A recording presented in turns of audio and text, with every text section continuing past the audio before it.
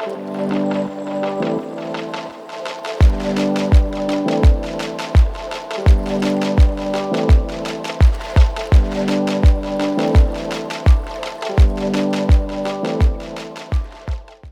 good morning. Here I am at the Great Wall of China. I woke up early, 6 o'clock, went to Xi'an Station in Beijing to take the S2 train, but at 7:45 when I arrived, all the tickets had been sold out. It's my last day in Beijing, it's my last day in China. I was not going to miss coming to the Great Wall, so I had to bargain with a taxi to make the 1.5 hour drive here.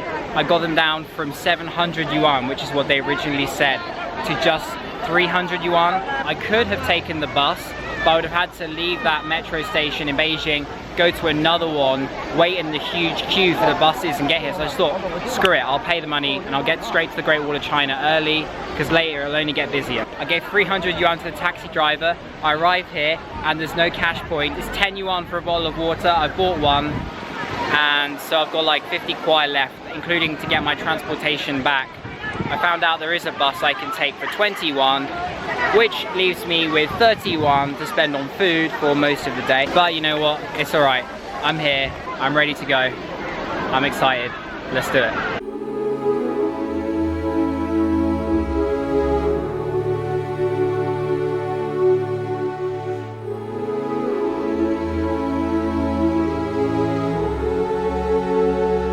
So I'm at the Badaling section of the Great Wall, which is the original Great Wall. It's also the most popular, as you can tell, but I know the further on I go, it'll get much quieter very fast. So whenever you see pictures of the Great Wall with so many people, it's usually this picture behind me. Check out how incredibly steep it is. The steps can be quite uneven. Some of them are really large and some of them very short.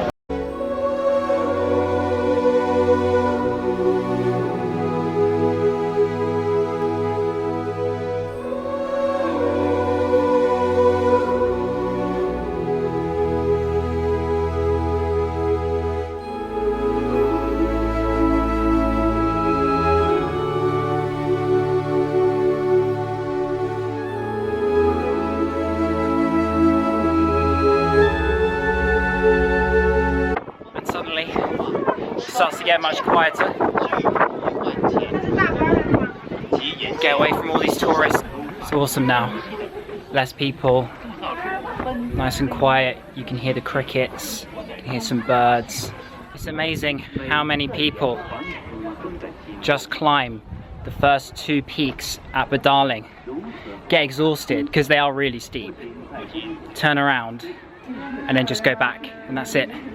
Only about 10% of people carry on, which is crazy. The first bit is so busy, but after that, nothing.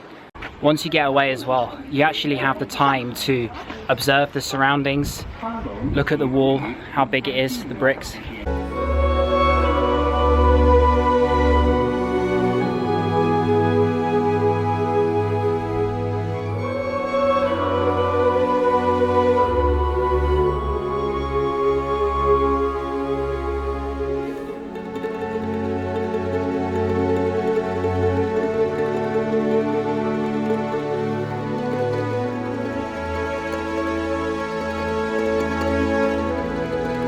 How did they build this all those years ago? Ridiculous.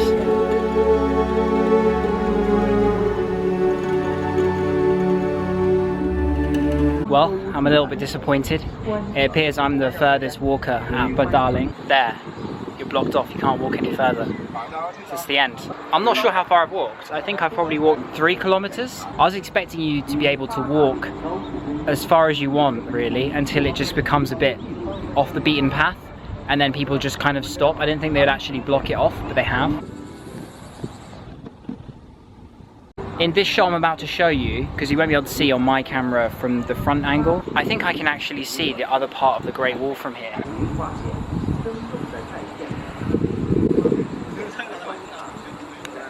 I'm probably right, that is Mutianyu, or another section of the wall. If I ever come back to the Great Wall of China, I am definitely going to make a hike of it.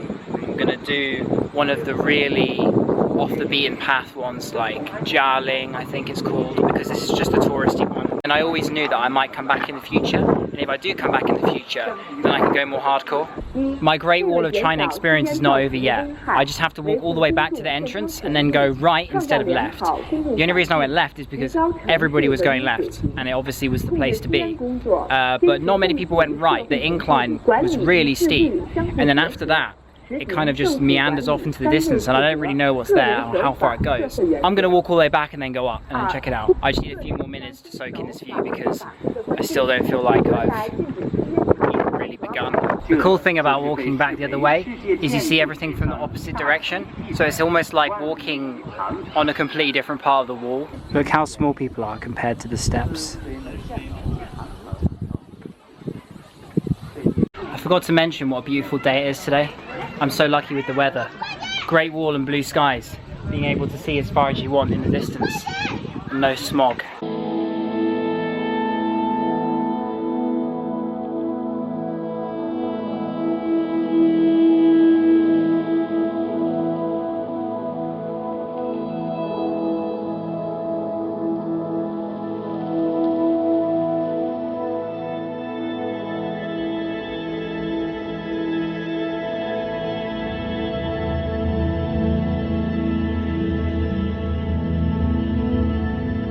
Right in the middle of the stairs.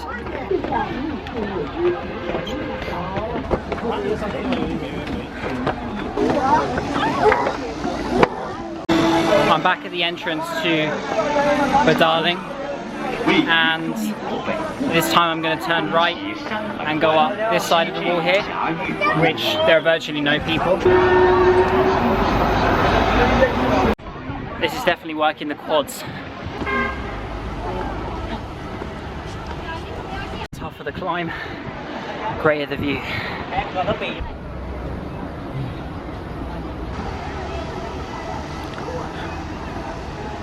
Made it to the top, inside the fort.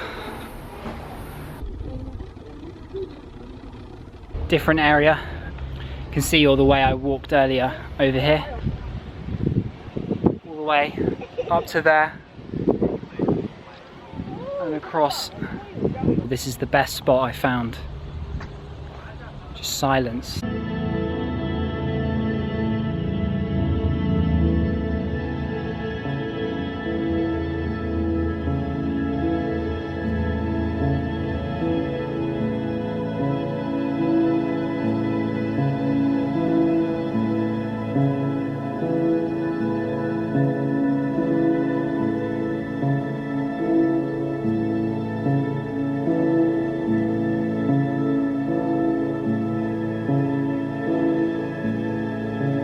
Pretty cool. I'm getting some good long-reaching views of the wall in the distance. I've reached the end of the right-hand side of Badaling. You can see here it says it's a non-visit area, and you can see it starts to get overgrown, and there's actually a stone barrier of some kind with a few gaps in between you can climb through, but can't really get over this gate, especially with a barbed wire there. The view behind me is the best view I think I've seen so far.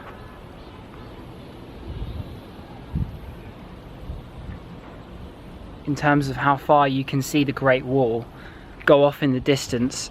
I'm not sure if my camera brings it out as well as my eyes can see it.